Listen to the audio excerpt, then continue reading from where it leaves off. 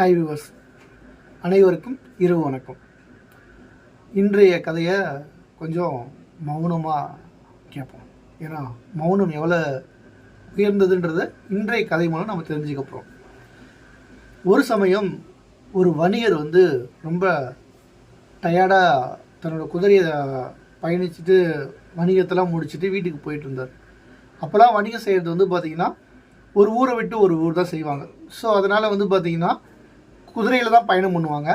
பயணம் பண்ண ரொம்ப தூரன்றதுனால அங்கங்கே குதிரையை கட்டி ஓய்வு எடுத்துகிட்டு அப்படியே வழி போக்குற மாதிரி போகிற வழியிலேயே கொஞ்சம் கொஞ்சம் ஓய்வு எடுத்துகிட்டு அப்படியே வணிகம் செய்ய வேண்டிய இடத்துக்கு போயிட்டு பொருட்களை வாங்கிட்டு மீண்டும் குதிரையிலேயே ஊருக்கு வந்துடுவாங்க.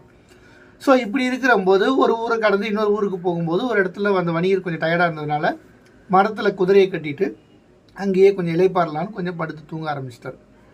அப்போ அந்த ஊரை சேர்ந்த ஒரு வீரன் ஒருவன் அதே குதிரையில் வந்தான்.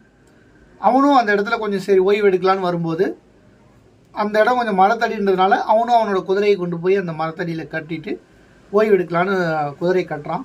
அப்போ அந்த வணிகர் யாரோ ஒருத்தர் பக்கத்தில் வராங்கன்னு தெரிஞ்சு முழிச்சிட்டு, ஐயா, இந்த மாதிரி என்னுடைய குதிரை கொஞ்சம் கோபக்கார குதிரை, அந்த குதிரையை பக்கத்தில் கட்டாதீங்க, அப்படி கட்டினீங்கன்னா அந்த குதிரை கண்டிப்பாக உங்கள் குதிரையை சண்டைகளுக்கும் எட்டி உதைக்கும் அடம் பண்ணும் அப்படின்னு சொல்லிட்டார்.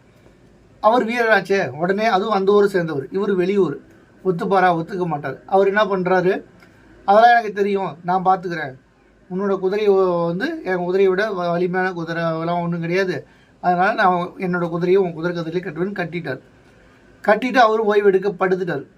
2 பேரும் படுத்த கொஞ்ச நேரத்திலேயே குதிரைகளோட சத்தம் ஆரம்பிச்சிருச்சு. வணிகரோட குதிரை வீரரோட குதிரையை எட்டி உதச்சி காலை உடைச்சிருச்சு. இப்போ வணிகருக்கு ஒரே கோபம். நம்ம ஊருக்குள்ளே ஒருத்தர் வெளியூர்காரன் நம்ம ஊரை பிரச்சனை பண்ண விட்டுருவாங்களா, அதே எண்ணம் தான். வணிகர் உடனே என்ன சொல்கிறாரு, நான் அப்பயே சொன்னேன், நீ கேட்கல, உன்னோட குதிரையை கொண்டு என் குதிரை பக்கத்தில் கட்டிட்டேன், இப்போ என் குதிரை எட்டி உதச்சி உன் குதிரையோட கால் ஒடிஞ்சிருச்சு பார்த்தியா அப்படின்னு சொல்லி வருத்தம் தெரிவிக்கிறார். ஆனால் வீரன் விடுறதா இல்லை, நீ தவறு செஞ்சுருக்க, எனக்கு நஷ்ட ஈடு வேணும், அதனால் நீ எனக்கு ஒரு குறிப்பிட்ட அமௌண்ட் கொடு அப்படின்னு சொல்லி கேட்குறாரு. இதை வணிகர் ஏற்றுக்க முடியாதுன்னு சொல்லிட்டார். ஏன்னா நான் முன்னாடியே உனக்கு அது சொல்லியிருக்கேன், என் குதிரை கொஞ்சம் கோபக்கார கொஞ்சம் தள்ளி கட்டுன்னு நான் சொன்னேன், ஆனால் நீ தான் கேட்கல, நீ பக்கத்துலேயே கட்டிட்ட அப்படின்னு சொல்கிறேன்.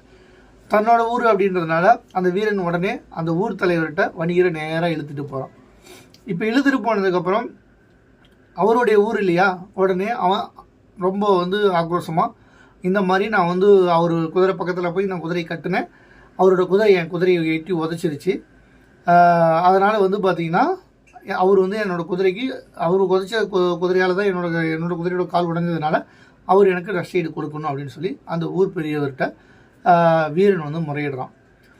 உடனே ஊர் பெரியவர் என்னப்பா, உண்மையாலுமே உன் குதிரை அவர் குதிரையை ஒடிச்சிருக்காமே, நீ நஷ்ட ஈடு கொடுக்கணும்பா அப்படின்னு சொல்கிறாரு.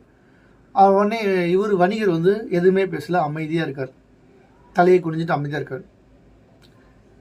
இப்போ பஞ்சாயத்துக்கார சொல்லும் போது ஒரு மாதிரி அமைதியாக இருக்கும்போது டக்குன்னு கோவம் வந்துடும் இல்லையா, என்னப்பா நான் உனக்கு ஒன்று சொல்லிகிட்டு இருக்கேன், இந்த பிரச்சனையை முடிக்கலான்னு உனக்கு நான் சுமூகமாக சொல்கிறேன், அவருக்கு கேட்குற நஷ்டீடு கொடுத்துட்டு என்ன பிரச்சனை முடிஞ்சிடும்ல, ஏன் நீ அமைதியாகவே இருக்க அப்படின்னு சொல்லியிருக்காரு. அப்பவும் வணிகர் எதுவுமே கேட்காத மாதிரி அமைதியாக தலையை குடிஞ்சிட்டே இருக்காரு.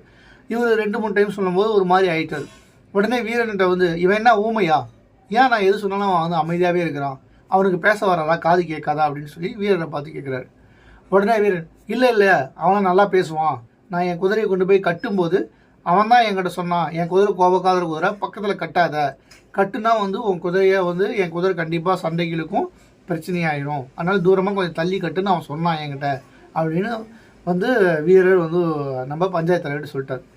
இதை கேட்ட பஞ்சாயத்து தலைவர் என்ன பண்ணார், ஓகேப்பா தீர்ப்பு முடிஞ்சிருச்சு, நீ உன் குதிரையை கூட்டிகிட்டு வீட்டுக்கு போயிரு, அவர் உனக்கு முன்னாடியே சொல்லியிருக்கிறாரு, நீ தான் வேணும்னே கொண்டு போய் கட்டியிருக்கிற, அதனால் பார்த்தீங்கன்னா உன்னோட குதிரை கிடைச்ச தண்டனை சரிதான், அது காரணம் நீ தான், எனவே நீ கூட்டிகிட்டு உன் குதிரை வீட்டுக்கு போயிரு, அவர் வழி பார்க்க கிளம்பட்டும் அப்படின்னு சொல்லுவார். உடனே வீரனுக்கு அதிர்ச்சி, என்னடா அப்படின்னு சொல்லிட்டு, ஆமாம், ஏன்னா நீயே உன் வாயால் ஒத்துக்கிட்ட, அவர் உன்னோட குதிரை தள்ளி கட்ட சொல்லியிருக்காரு, நீ தான் கட்டாமல் வேணும்னே போய் கட்டியிருக்கிற, ஸோ அதனால தண்டனை உனக்கு தான் அப்படின்னு சொல்லிட்டு அமைச்சு விட்டுட்டார்.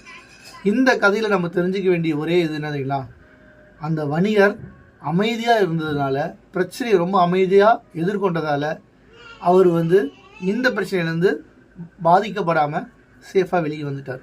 ஸோ நம்ம வாழ்க்கையில் எல்லா பிரச்சனையப்பையும் கற்றணும், போராடணும் அப்படின்னு அவசியம் கிடையாது. சில விஷயங்களை நம்ம அமைதியாகவே எதிர்கொண்டாவே நம்ம வாழ்க்கையில் வெற்றி பெறலான்றது தான் இந்த கதையோட மூல கருத்து. கதையை பார்த்த அனைவரும் நன்றி. தேங்க்யூ ஃபார் வாட்சிங். மறுபடியும் இன்னொரு கதையோடு நாளைக்கு வந்து சந்திக்கிறேன். நன்றி, வணக்கம், இரவு வணக்கம். நிம்மதியாக தூங்குங்க. ஹாப்பி.